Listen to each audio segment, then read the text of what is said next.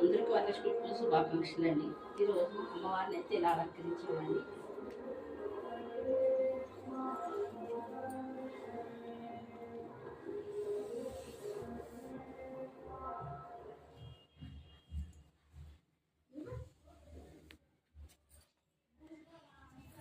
ఇలాగ అమ్మవారిని అయితే ఇలాగంటే కలసం పెట్టండి.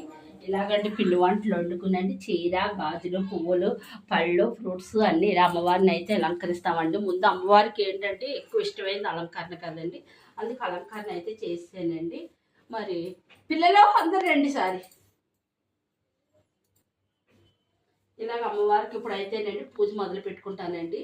వరలక్ష్మి రూపు తేలేదండి, ఇప్పుడు తెచ్చుకుంటున్నాను. అప్పుడు రూపు కూడా కలసం పైన వేస్తామండి. కలసంలో ఏమేయాలో మీకు అన్నీ తెలుసు కదండి. పసుపు, కుంకుమ, రాగి బిళ్ళ వేసుకునండి గంధంతో అండి మనం కలసాన్ని అయితే పెట్టుకోవాలండి. చూడండి ఇలాగా నేను లక్ష్మీదేవి కాడ అన్నీ రెడీ చేస్తానండి. ఇప్పుడైతే దీపారాధన చేసి పూజ అయితే మొదలు పెడతానండి.